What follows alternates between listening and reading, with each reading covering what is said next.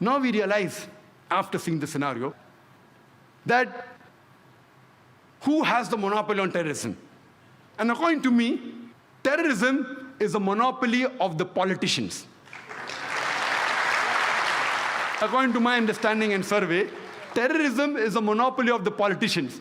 Irrespective, they may be politicians of USA, of UK or India, it is the monopoly of the politicians. We have to realize what is the cause of terrorism. If we want to abolish terrorism, first we have to understand the root cause. I, being a doctor, we don't believe in symptomatic treatment. We believe in trying and finding out what is the cause and killing the germ. That's a better treatment. What is the cause of terrorism? The experts say that the cause of terrorism is injustice. When injustice is done on a particular group of people, when wrong is done on a particular group of people, they tend to retaliate. And that is the only cause of terrorism. And when we realize that whether it be the 9/11, the destruction of the Twin Towers in New York, whether it be the 7th July, the bombing in London, or the serial bomb blast 93 in Bombay, or the recent bomb blast on 11th of July, whether it be the thousands of people killed in Afghanistan, in Iraq, in Gujarat, in Bosnia, whether it be in Palestine, in Lebanon, we find that behind them, the main cause are the politicians. I was wondering that when I landed in UK, that why were 21 young Muslims arrested? The government said we were keeping track on them for several months. Many people I met who knew these people were arrested personally. They said, impossible. They can't be involved. What we realized, that the people wait, when should this news come out? At that time, Israel was attacking Lebanon. Thousands of people were killed. The Britishers were objecting. So then you have a diversion. 21 Muslims supposed to bomb the airline are arrested. It's a bigger news, so people forget about thousands of innocent people being killed in Lebanon. Same thing in India, Kargil. Any problem, politicians talk about Kargil, talk about the enemy, Pakistan. Diversion, politics, whether it be in USA, whether it be in UK, whether it be in India. The major cause are the politicians. We know that our country, more than 60 years back, they were ruled by the Britishers, and they had a policy of divide and rule. More than 50 years back, we got freedom from the Britishers, but unfortunately, they have left, but they have left the policy behind. And our Indian politicians, they have adopted this policy of divide and rule. They adopt this policy of divide and rule for the vote bank. From records, we come to know that the country which has the maximum riots anywhere in the world, it is India. If not daily, at least once a week, we have communal riots. This great country of ours, so many great religions are there. Maximum riots, communal riots. And the major cause, almost all, directly and indirectly, they are the politicians. For the vote bank, for the power, for the money, they engineer these things. Otherwise, normally, I have met non-Muslims. It's my job, it's my profession. I'm a student of comparative religion. I keep on meeting different sorts of people. Generally, the common Indian, irrespective whether it's Hindu or a Muslim, they would love to live with each other harmoniously. They would love to live peacefully. We may have our differences. We don't want to fight. But it is these politicians. It is these politicians who engineer hatred amongst different religions so that they could fill their vote bank. And you see almost all the riots that have taken place, indirectly or directly, they are the cause.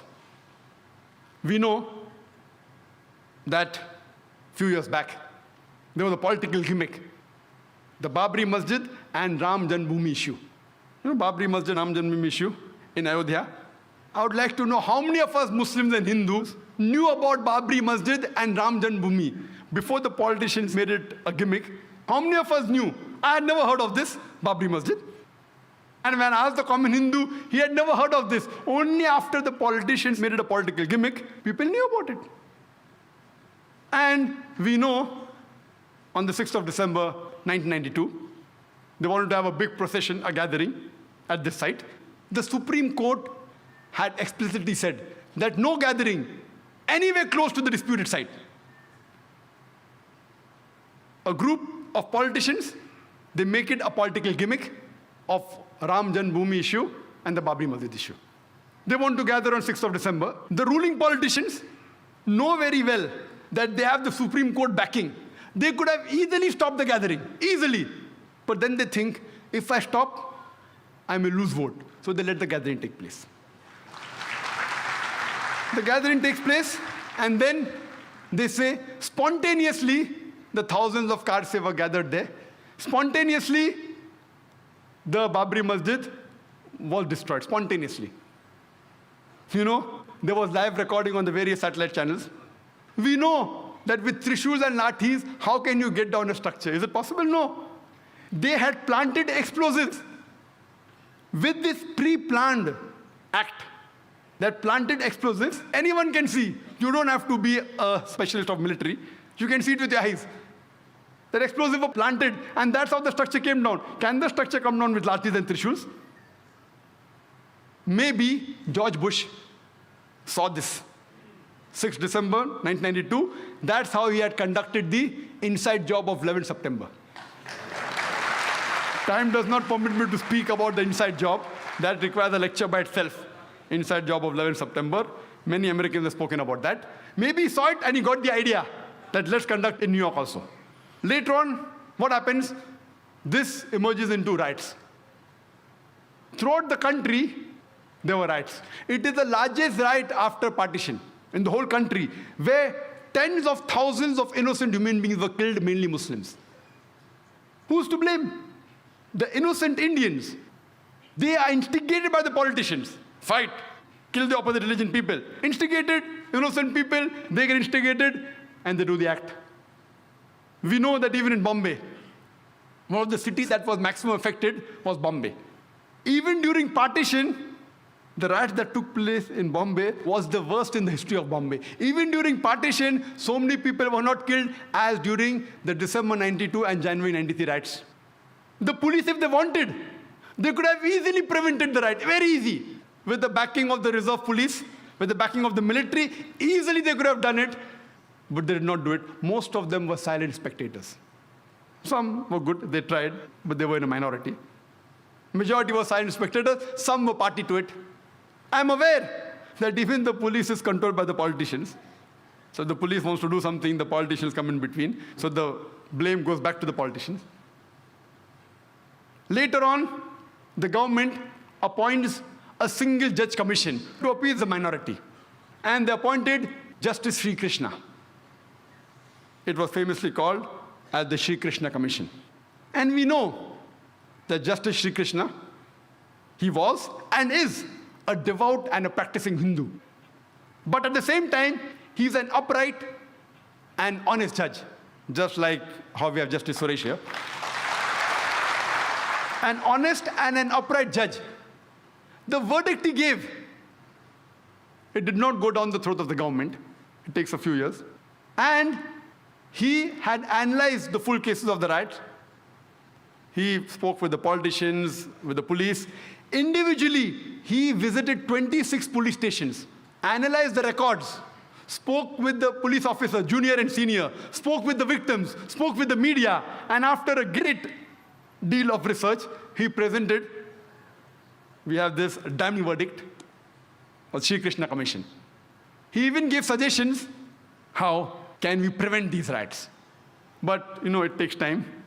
By the time this happened, the government says bygones are bygones. Because they know if they implement the report, they are afraid that they will lose the vote bank.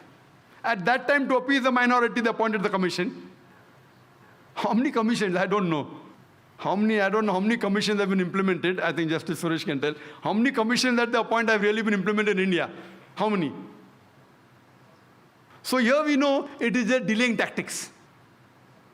The innocent Indians, especially the Muslim victims, we have faith in the judiciary system of India.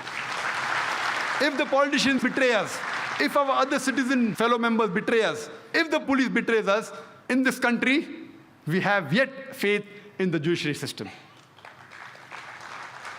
And we know that finally, most of the innocent people, whether they are arrested, etc., they are finally released. But the damage done to them, it cannot be undone. Later on, we come to know, after a couple of months, on 12th of March 1993, there was a series of 13 bomb blasts in Bombay, in which more than 250 innocent citizens of Bombay were killed. More than 250 innocent human beings were killed. And more than 700 human beings were injured. The opposition said, oh, planned everything. Justice Shri Krishna said, it was not meticulously planned, it was a retaliation. More than 1,500 innocent Muslims killed in riots in Bombay. More than 1,500 innocent Muslims during the Bombay riots of December 92 and January 93 were killed. It was a retaliation. And the authorities and the police said it was done by Muslim underworld with the help of some others. That's how the bomb blast took place. And they say, all of them agreed, even the police commissioner, they agreed that it was a retaliation to what had happened in Bombay. We know that immediately after the riots of December 92 and January 93, it was difficult for the Muslims to walk on the streets. It was difficult for him to travel in the train, travel in the bus, to work in a non-Muslim area. They were looked down upon, they were ridiculed. Immediately after 12th March 93 bomb blast, those scenario changes. Most of the Muslims, they know that killing innocent people is prohibited. Yet, they had a soft corner for these people who did the bomb blast. They were happy internally. In Islam, two wrongs don't make a right. Islam condemns this act. Killing innocent human being is to be condemned. You cannot kill innocent human being if somebody else has done injustice to you. You can't kill a third person even if you belong to the same community. Islam prohibits that. Whoever did it, whether Muslims or non-Muslims, whoever killed more than 250 innocent human beings on 12th March 1993, Islam condemns it. Most of the Muslims knew that killing innocent people is haram, it is prohibited, yet they were internally happy. But you cannot use wrong means to reach a right goal. You cannot. Islam does not permit that you use the wrong method to reach a right goal. There cannot be any justification. We realize that Muslims are harassed, they were tortured, they were killed, but you can't justify the killing of innocent human beings. Imagine the family of those more than 250 innocent human beings. When they come to know that the Muslims have killed us, they will think, what kind of religion is this? What wrong did they do? Did they harass you? The person who has harassed you, if you catch him and put him to trial and he is a culprit and you punish him, no problem. All religions give you permission. The innocent people killed on the street, what wrong they did to you? Imagine he will become a permanent enemy of Islam. Islam does not justify the killing of any innocent human being. It is to be condemned. When we realize the chain of sequence of events, who is to be blamed? We come to know that prevention is better than cure. Who is to be blamed? When we see the sequence of events, we come to know that if the opposition politicians, the politician from the opposition party, if they would not have used Babri Masjid and Ram Janmabhoomi issue as a political plank, the Bombay bomb blast in 93 wouldn't have taken place.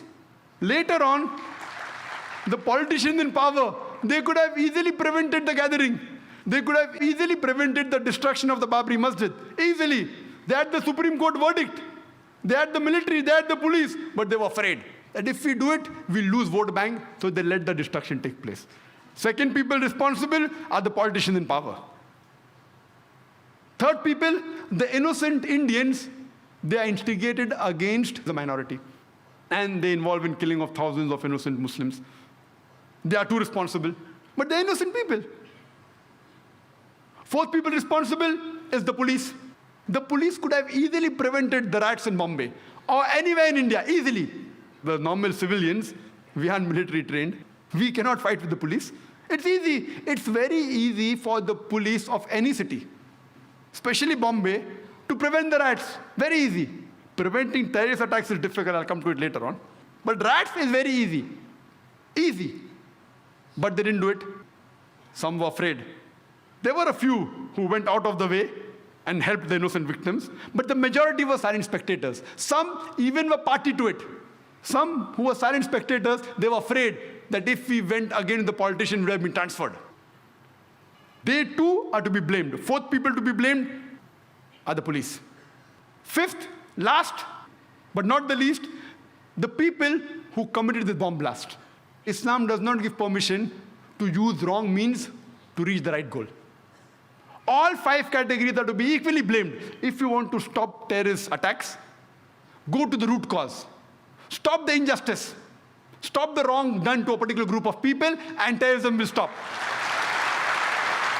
It is difficult for the police to stop the bomb blast. We know, we understand. It's not easy, it's difficult.